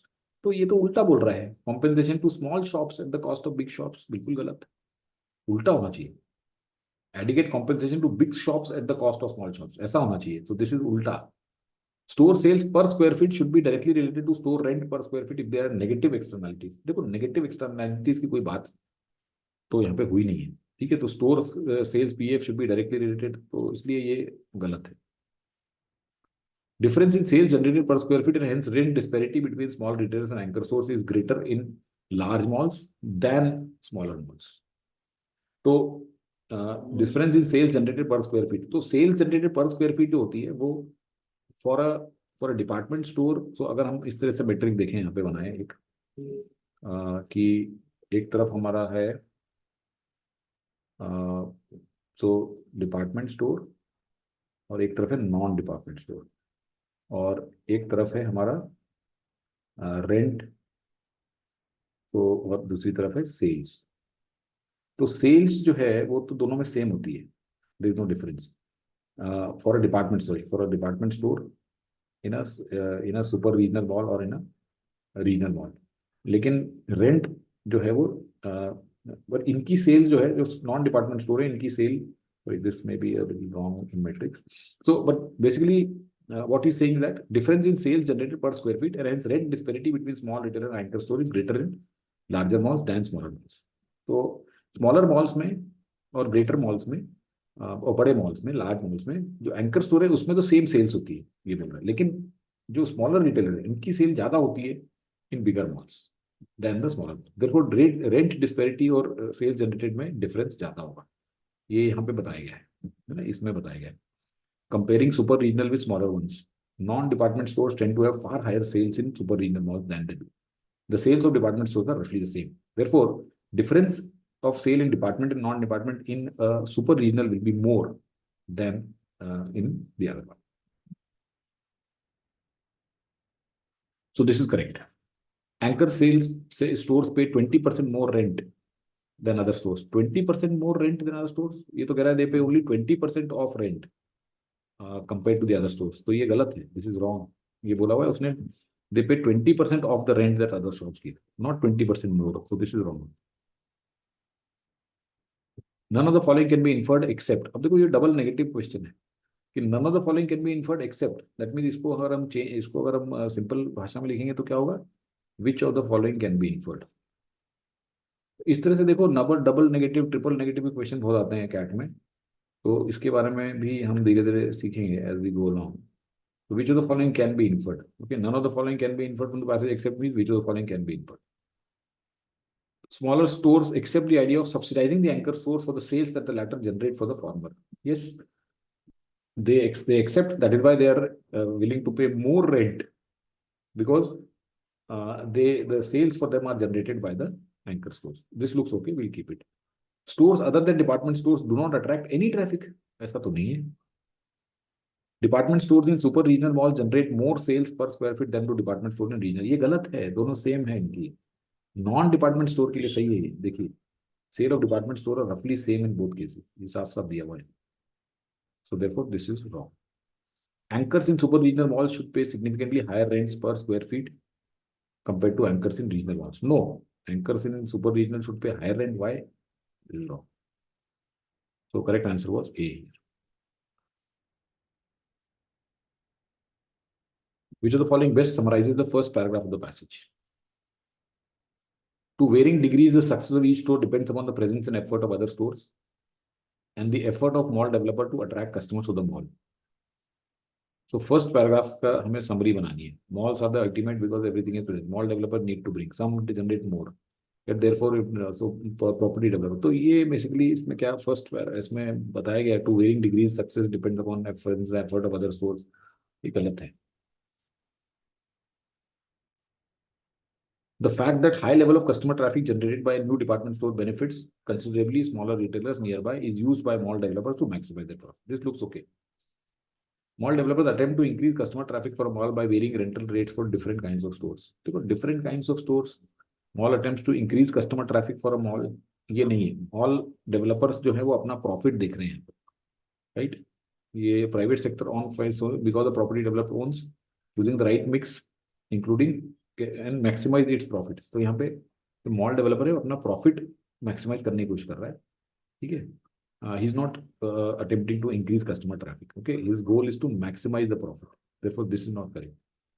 Without positive externality, malls would not be able to attract large department. ऐसा नहीं है. This is not given. अगर suppose करो कि malls में departmental stores के कारण positive externality होती है, तो ये नहीं कह सकते कि अगर वो नहीं होंगे तो नहीं होगी. We can't say that. Okay, we can't say that. Correct answer is B. The style of the passage. Okay, style of the passage means tone of the passage. Descriptive मतलब केवल describe हो जाए. Abstruse मतलब कि vague और difficult to understand. Abstruse means difficult to understand. तो इसमें ऐसा कोई difficult to understand तो नहीं था. Argumentative means opinionated. Analytical is the correct answer here. कि ये analytical है. इसमें analytical means सारे points analyze किए गए हैं और facts और figures दिए गए हैं. So the tone is analytical. It is not descriptive मतलब मैं केवल वो डिस्क्राइब कर रहा होता कि ऐसा ऐसा होता है, using many adjectives and all. Analytical में it is evaluating different aspects of the whole thing कि ऐसा क्यों होता है, क्या होता है, कितना डिफरेंस होता है, 20% मोर है और सुपर रीजनल और रीजनल मॉल्स में क्या फर्क है. तो ये सब एनालिसिस कर रहा है and therefore D is the correct answer. So I hope the question and the passage was clear. Let's take a look at the VA questions. So this one is odd one out. Now, as you are aware, 2022 तक odd one out आते थे AIMCAT में, 2021 तक. 2022 में गायब कर दिए गए और 2023 में ये फिर से आ गए हैं. तो 2023 से में जो पैटर्न था और जो कि मोस्ट लाइकली इस साल रहेगा and we will work according to that is that you will have 2 para jumbles, then you will have para odd one out, then you will have para summary and para completion. Each of these would have 2 questions. So that's what is now the assumption. So total in all there will be 8 questions. So we have odd one out here. That means one sentence does not fit contextually within the paragraph. So we have to identify that particular sentence. No person, however prominent, escaped the critical scrutiny of the philosopher's sharp mind. The philosophers, कौन सा philosopher है देखना पड़ेगा. The 500-member ruling council of Athens vehemently detested Socrates because he exposed the shabbiness of their thinking. Socrates is the philosopher. So if you know 400 BC के आसपास Greece में Socrates, प्लेटो और Aristotle जैसे philosophers हुए. तो जो 500-member ruling council of Athens थी वो काफी हेट करती थी Socrates क्योंकि वो उनकी थिंकिंग की शैबिनेस को एक्सपोज करता था. His technique is now called the Socratic method. तो उसकी टेक्निक को his refers to this Socrates only. Run-of-the-mill thinking like that of many Athenians failed to apply such rigorous standards to the doctrine of critical inquiry, operating something like a production line without established quality controls. तो ये बताया कि जो Athenians की रन-ऑफ-द-मिल thinking थी उसमें कई सारे क्रिटिकल थिंकिंग के स्टैंडर्ड्स नहीं अप्लाई किए जाते थे. It remains a model of top quality thinking even today. तो इट रिमेन्स क्या चीज, it is now called the Socratic method. It remains a top model thinking और सोक्रेटिस और फिर no person however prominent escape the critical scrutiny. तो यहाँ पे हम देख रहे हैं कि ये जो 4 सेंटेंसेस हैं 1, 2 and 3 and 5 they are linked in some way or the other, right. यहाँ पे हम अगर स्टार्ट करें 2 से, the 500-member ruling council of Athens vehemently detested Socrates because he exposed the shabbiness of their thinking. ठीक है, तो ये उनको काफी हेट करते थे. नो पर्सन हाउएवर प्रोमिनेंट, तो कोई भी आदमी कितना भी प्रोमिनेंट क्यों ना हो उसकी क्रिटिकल स्क्रूटनी से नहीं एस्केप कर सकता था. 2 के बाद में हम 1 पे चले जाते हैं. तो critical scrutiny of philosopher sharp mind, तो काफी स्क्रूटनी करता था. His technique refer two is now called Socratic method. तो उसको सोक्रेटिक मेथड बोलते हैं. तो 3 पे आ सकते हैं. It remains a model of top quality thinking even today. आज भी वो थिंकिंग एक बहुत ही टॉप क्वालिटी की थिंकिंग. तो 2, 1, 3, 5 एक पैसेज हम एक पैराग्राफ बना सकते हैं. And 4th is the odd one out because this talks about run-of-the-mill thinking, rigorous standards of ये एक अलग, ठीक है. It is also linked to this thinking and critical inquiry, but this is not really something linked to this message. Here इस passage में बताया गया कि सोक्रेटिस की जो फिलॉसफी थी वो किस तरीके से वो लोगों को स्क्रूटनाइज करता था और किस तरीके से लोग उसको हेट करते थे, एंड उस टेक्निक को अब क्या बोलते हैं, और अभी भी वो एक top quality thinking. So fourth हो the answer. Let's look at this summary. No organisation can depend on genius, supply is always scarce and unreliable. It is a test of an organization to make ordinary human beings perform better than they seem capable of, to bring out whatever strength there is in its members, and to use each person's strength to help all the other members perform. The purpose of the organization is to enable a common ordinary man to do uncommon extraordinary things. It is the task of the organization to neutralize the individual weakness. They should be focused on increasing strengths. The test is spirit of performance, spirit for the full scope. तो ये कह रहा है कि देखो, एक कोई भी ऑर्गेनाइजेशन है, उसके अंदर ऐसा नहीं है कि जीनियस ही हो आपके पास। जीनियस तो बहुत कम होते हैं। तो अगर एक या दो या तीन ही जीनियस है तो आप उससे कैसे ऑर्गेनाइजेशन बनाओगे? तो ऑर्गेनाइजेशन जो है वो हर एक इंसान को जो उसकी कैपेबिलिटी है उससे परफॉर्म बेटर करवाना चाहिए, और each person strength has to be used to help all the others member perform. तो कॉमन मैन से हमें एक्स्ट्रा ऑर्डिनरी काम करवाने हैं और उसकी इंडिविजुअल वीकनेस को न्यूट्रलाइज करना है। दैट मीन्स अगर किसी के अंदर कोई वीकनेस है तो उसको उसकी वीकनेस को न्यूट्रलाइज करना है और उसको हमें टीम के साथ मिलकर स्ट्रेंथ बनाना है, and there should be a focus on increasing the strength of members. तो ये बेसिकली इस पैसेज में कहा गया है। So let's look at the options. Most of the persons have average IQ, ऐसा तो नहीं बोल रहा है most of the persons have average IQ. He is only saying that genius जो है वो स्केयर सप्लाई में है। इसका मतलब ये नहीं कि एवरेज आईक्यू वाले मोस्ट होते हैं, and more weaknesses than strength, ऐसा कंपैरिजन नहीं किया गया है। तो इसलिए ये तो टोटली गलत है। Motivation training can improve the performance of an average employee and help reduce his or her weaknesses. This is okay, factually it is not incorrect, गलत नहीं है ये। Motivation can improve the performance, but that is not the main point. वो ये कहना चाह रहा है कि ऑर्गेनाइजेशन में जो है वो ये नहीं है कि सारे के सारे जो आपको जीनियस ही मिलेंगे।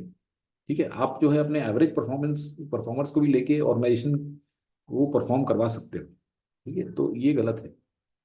Genius is a rare commodity, this is not really the main idea of this passage. ठीक है, पैसेज में हमें ये ठीक है, एक पॉइंट है इसका कि जीनियस जो है वो ऑलवेज सप्लाई स्केयर्स है, बट क्या ये मेन पॉइंट? ये तो एक ही पहली लाइन में आ गया, genius is a rare commodity, ये तो यहीं पे आ गया कि जीनियस ज्यादा नहीं मिलते। लेकिन ऑर्गेनाइजेशंस को हमें कैसे आगे बढ़ाना है, उसमें जो एक इंडिविजुअल है उसकी वीकनेस न्यूट्रलाइज करना है, उसको टीम को स्ट्रांग बनाना है, फिर परफॉर्मेंस करवाना है, ये तो आया नहीं इसमें। This is wrong. Correct is D. A good organisation transforms its average worker into a star performer by focusing on strengths and neutralising weaknesses. ठीक है, this looks to be okay. Let's go to the next question. So this is the parajumble. To handle this, climatologists use four greenhouse gas concentration trajectories called RCPs, each of which describes a different potential possible climate feature depending on how much greenhouse gases are emitted. So first of all, we need to see whether the sentence is independent or dependent. Independent sentence जो है वो opening statement बन सकता है, dependent नहीं बन सकता. So this is a dependent sentence, right? This is a dependent sentence because there is a this here. To handle this means what? We don't know. Therefore, we cannot start with this. It now seems that RCP 8.5 may have underestimated the emission that would result. So what is this RCP 8.5 and now seems, मतलब पहले कुछ और होता था, तो this is also a dependent statement. It also cannot start. How much the climate will change depends on how much greenhouse gas we emit, which in turn depends on choices we make as a society, including how the global economy behaves. This is an independent statement and therefore it can begin. The RCP 8.5 scenario is the worst for the climate and it assumes rapid, unfettered economic growth and rampant burning of fuels. So this scenario is the worst of climate and assumes. So this also is a little dependent. It may not be totally dependent, but it doesn't look like it will start the passage, and therefore we will start the passage with 3. ठीक है, 3 हमें एक ऐसा statement है जो कि passage को start करवाएगा।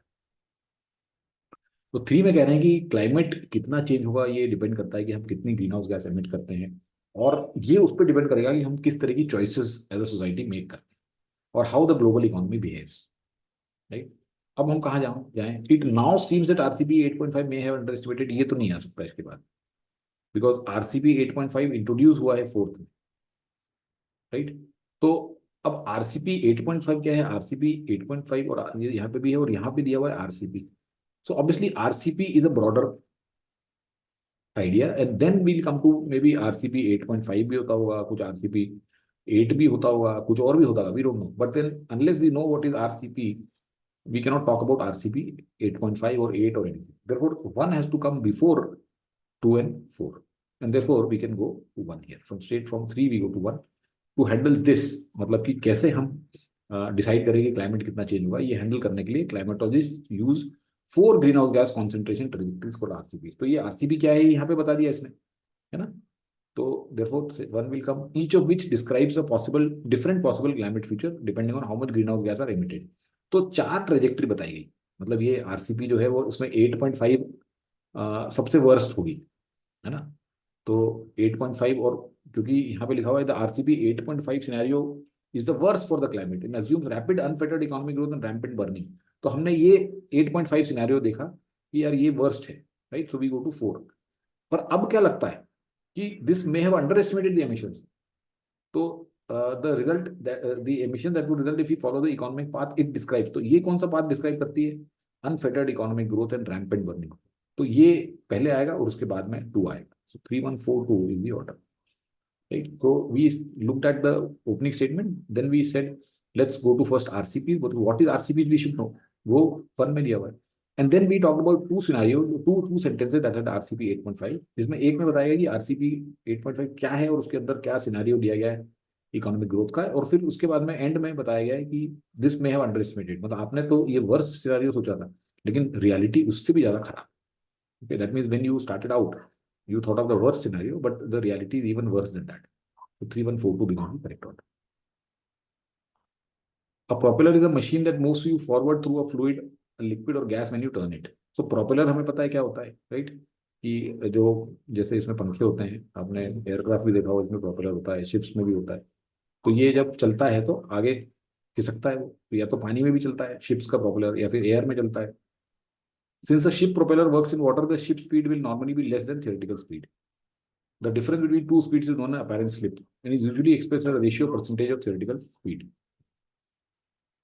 तो जब ये चलता है तो theoretical speed से कम होता है, और apparent slip means कि जो apparent slip is the ratio of ratio or percentage of theoretical speed.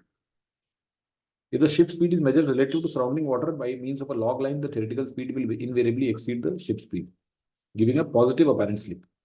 तो अगर log line बनाएंगे तो theoretical speed exceed करेगा। However, if the ship speed is measured relative to land, then any movement of water will affect the apparent slip. And should the vessel be traveling in flowing current, ship speed may exceed theoretical speed, resulting in negative. तो यहाँ पे एक propeller की बात की गई है और शिप की स्पीड बताई गई है कि थियोरेटिकल स्पीड है और अपेरेंट स्लिप है, पॉजिटिव अपेरेंट स्लिप है और negative apparent slip. Let's see which one captures it the best. All the propellers work in water as a result of which ship speed is usually less than theoretical speed. This means there is a negative apparent speed as apparent speed. देखो यहाँ पे positive भी हो सकता है और negative भी हो सकता है, क्योंकि अगर शिप की स्पीड मेजर्ड करेंगे relative to surrounding water then there is a positive, but उसकी स्पीड अगर हम लैंड के से मेजर करेंगे तो नेगेटिव होता है। तो यहाँ पे तो इसने बता दिया कि ship speed is usually less and there is so इसमें यहाँ पे लैंड और वाटर का तो बताया ही नहीं, सराउंडिंग वाटर का, तो ये गलत है ये। Apparent slip is measured based on ship speed and theoretical speed can become negative depending on how it is measured relative to land or water. Again, can become negative नहीं है। So ये आपको क्लियर कट बताना है कि it may be positive और it may be negative. Positive होगा जब आप उसको सराउंडिंग वाटर से मेजर करोगे, और नेगेटिव जब होगा जब लैंड से करोगे। तो नेगेटिव कैन बिकम नेगेटिव, ये गलत है। Apparent slip, the difference between theoretical speed and actual ship speed may be positive or negative depending on how the speed ship is measured. Yes, this is okay. This looks okay. How the speed ship is measured, whether with respect to water or with respect to land. Apparent slip is calculated by the difference between ship speed. However, it varies with the method of measuring the ship speed. Method of measuring नहीं है, okay? How method अलग, method पे depend नहीं कर रहा है, वो बता रहा है कि शिप स्पीड किस चीज से रिलेटिव मेजर कर रहे हो आप, तो फर्क पड़ रहा है। तो this method is wrong, so correct answer is C and not D. Federal surveys indicate that only 61% of Americans and just half of the children hit these targets, which admittedly takes some effort. तो यहाँ पे एक sentence missing है, so we have to look for some clues within this sentence and connect it to the sentence before the blanks. What does help maintain strong bones for us? The easy answer is foods that are high in calcium, such as dairy products, sardines, and tofu. तो these targets अगर क्या है, इसको 1 पे रख सकते हैं? नहीं रख सकते, क्योंकि टारगेट की तो कोई बात ही नहीं हुई है। Health authorities recommend a lot more calcium than most of us routinely get. 1300 daily milligram for kids ages 9 to 18 who are building some bone density, 1000 milligram for this and 1000, ये टारगेट की बात हो रही है कि हमें इतना लॉट मोर कैल्शियम चाहिए जितना हमें मिलता है उससे। और federal surveys indicate that only 61% of American, just half the children in these targets clearly refer to this. तो ये सेकंड पे आने की प्रोबेबिलिटी इसकी बढ़ गई। For example, you would need to eat at least 3 daily cups of plain yogurt or nearly 9 cups of cottage cheese to get 1200 milligram calcium. तो these targets तो है ही नहीं इसमें यहाँ पे, तो ये 2 पे बहुत बढ़िया तरीके से आ रहा है। Getting it from food is best because there are so many other nutrients. So correct answer is 2. Okay, now here is the odd one out. Earlier assassinations may have dramatically altered the course of history too. As Europeans know to their lamentable cost, assassinations can start wars, even world wars. ये लग रहा है कि start कर सकते हैं। The bomb thrown in 1881 at tsar Alexander two who had emancipated serfs woefully stymied revolt. Yet an attack does not have to be on the state of state to prove a political shock. A bullet fired by Serbian nationalists killing Austria's Archduke sparked the calamitous First World War. तो हमें पता है कि जो first world war था उसमें एक Serbian nationalist ने ऑस्ट्रिया आर्कड्यूक को 1914 में एक बुलेट फायर करके मार दिया था। इसके कारण फर्स्ट वर्ल्ड वॉर स्टार्ट हो गया। ठीक है, तो ये हम 2 से स्टार्ट कर देंगे। As Europeans know to the lamentable means regret that assassinations can start wars, even world war. So this gives the opening and this fifth follows it up. Now यहाँ पे एक में 1881 दिया हुआ है और यहाँ पे बोला हुआ अर्लियर assassinations, तो ये 1914 की बात होगी। तो earlier assassinations may have drastically altered the course of history too. तो किसी सेंटेंस में और सेंटेंस में बताया जा रहा है altering the course of history, वो बताया जा रहा है 3 में। सो 1 के बाद में 3 आ गया यहाँ पे। The bomb throne eight tsar Alexander, ये रशिया का सार था, रशिया का के किंग को सार बोलते हैं। Who had emancipated the serf, serf mean जो स्लेव्स होते हैं उनको उसने फ्री कर दिया था। तो इसके ऊपर भी बॉम्ब फेंका गया, तो इसके कारण जो रिफॉर्म हो रहे थे रशिया में वो खत्म हुए। तो दिस सार दैट मीन्स किंग ने क्या किया था कि जो सर्फ्स होते थे वहाँ पे, सर्फ मतलब जो कि जमींदारी जैसे हमारे यहाँ पे है ना, तो वहाँ पे जो बधुआ मजदूर होते हैं हमारे यहाँ, तो वहाँ पे भी होते थे। These serfs were tied to these nobles, तो उनको उसने एमेंसिपेट कर दिया था, लिबरेट कर दिया। लेकिन इसको फिर बॉम्ब से मार दिया गया, तो इसके कारण रशिया में रिफॉर्म्स नहीं हुए। Right, so this earlier assassination refers to this. अब फोर्थ जो स्टेटमेंट है, yet an attack does not have to be on the head of a state to prove, तो इसमें हेड ऑफ द स्टेट ही तो है, ये भी तो हेड ऑफ स्टेट है और ये भी आर्क ड्यूक है, तो इसलिए ये एक आउट ऑफ कॉन्टेक्स्ट सेंटेंस है, बिकॉज इसका कोई हमारे पास में यहाँ पे हेड ऑफ द स्टेट के अलावा किसी के ऊपर अटैक हुआ हो वो तो है ही नहीं इस पैसेज में। And therefore 2513 is the right. 2513 is the order and 4th is the right answer. Sorry. The veil is a symbol of grief, a sign of pain that serves to conceal it. Veil means जो आप नकाब लगा लेते हो या आप जो कि पर्दा लगा लेते हो, वेल इज एक्चुअली नॉट नकाब बट पर्दा। ओके, पर्दा जो आपने लगा रखा है। ठीक है, तो you may have seen various ladies who put a black veil over their face at the times of grief. Movies वगैरह में आपने देखा होगा। Veiling, according to research of Douglas Keynes, has become a prominent display rule in ancient Greek culture precisely to conceal tears and expression of grief. The veil is a symbol of grief, a sign of pain that serves to conceal it. क्या ये यहाँ पे आ सकता है? Let's see. The scene is newly realized to make it conform to accepted practices in classical Athens, for the open shedding of tears would have contravened social norms. The vulnerability evinced by grief is shielded by the veil, both to protect the pained from a loss of status and to protect witness from a painful sight. तो ये जो मतलब basically ये बताने की कोशिश कर रहा है कि जो जैसे वुमेन है अब वो रो रही हैं, ठीक है, तो ऑब्वियसली उनका जो पेन है वो भी है और लोगों को भी नहीं देखना चाहिए। The artist shows a greater fidelity to the pain scripts of the 5th century than to the epic poem of 3 centuries later to spare the viewer. ये 4th में तो आने का इसका सवाल नहीं है। Okay, it can come in now 1, 2 and 3. So this particular thing, let's try to identify where it comes. It's I would say this is the most difficult question of this particular mock. Okay, and to my mind, this could come at even. So let's look at again a little more carefully. Wheeling, according to research of Douglas Case, became a prominent display rule in ancient Greek culture precisely to conceal tears and expression of grief. तो ये एक इसने wheeling के बारे में बताया कि ये एक प्रोमिनेंट डिस्प्ले रूल बन गया है कल्चर में। The scene, okay, the scene, तो ये एक्चुअली वन पे नहीं आएगा क्योंकि ये the scene refers to this particular display rule is newly realise to make it conform to accepted practice in classical Athens, क्योंकि open shedding of tears would have contravene social norms. तो अगर खुले में रो रहे हैं, women are crying in the open, then social norms disturb हो जाते हैं। सो wheel is the symbol of grief, a sign of pain that serves to conceal it.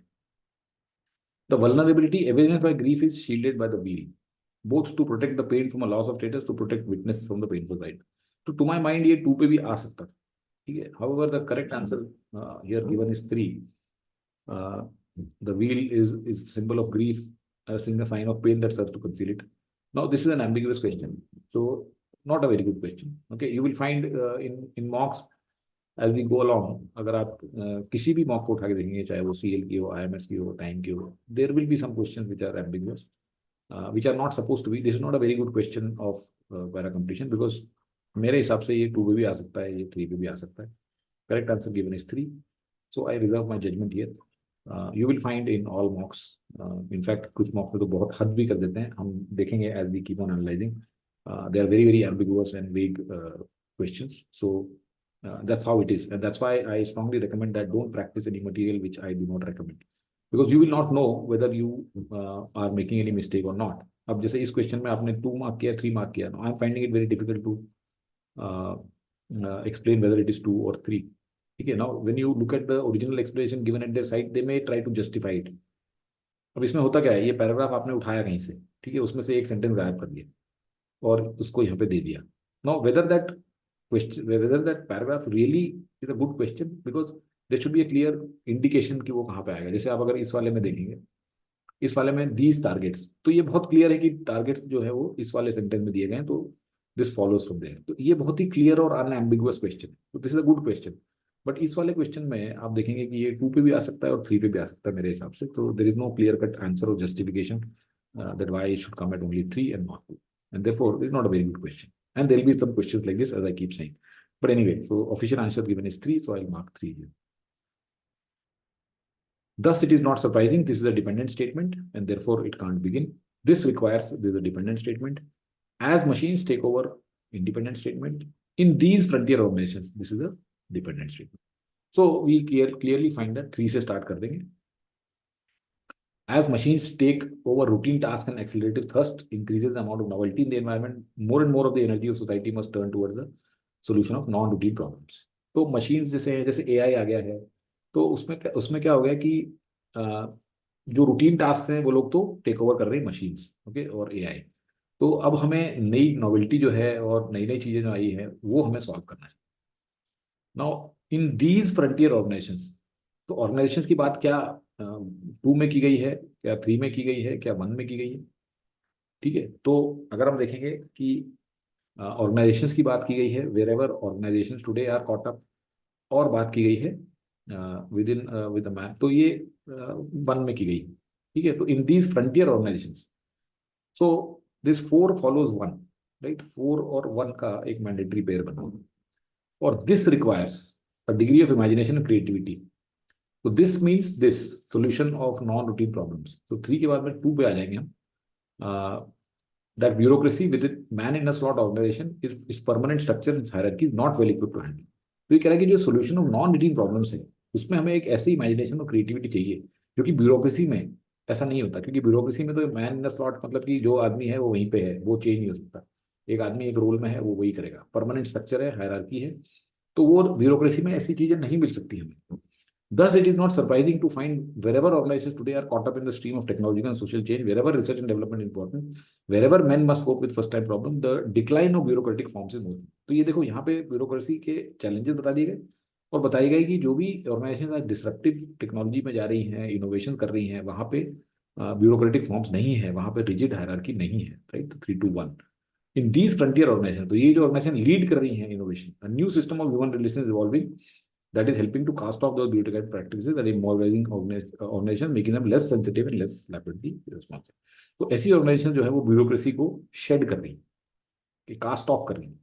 So this passage talks about कि जैसे जैसे एआई आ गया है, AI नहीं आ गया, ऑटोमेशन आ गया है, वैसे वैसे हमारे जो मोर फोकस है that should be on the non routine problems. लेकिन जो current kind of organisation bureaucratic होती हैं, वो ये चीज सॉल्व नहीं कर सकती. देयरफॉर जो भी नई ऑर्गेनाइजेशन है जो ये सब चीजें कर रही हैं, उनके अंदर ब्यूरोक्रेटिक फॉर्म्स डिक्लाइन है और नया ह्यूमन रिलेशन वहां पे आ रहा है. Okay, so that's it. Good question. So इसमें इस पूरी जो मॉक है उसमें मुझे एक आध क्वेश्चन थोड़ा सा वेग एक पैसेज में लगा था सोशल वाले में, बट वो भी इतना नहीं था. The only question that I really found vague was this question. So that way it was a good mock, I would say. Otherwise, as we go along, you will find that mocks में कई चीजें बहुत ज्यादा questions उल्टे सीधे देते हैं. So I hope this was useful. And if you want to join the classes, the VARC classes, to practice these kind of passages and to do many such RCs and questions, you can give me a call or you can text me at this number. So thank you so much.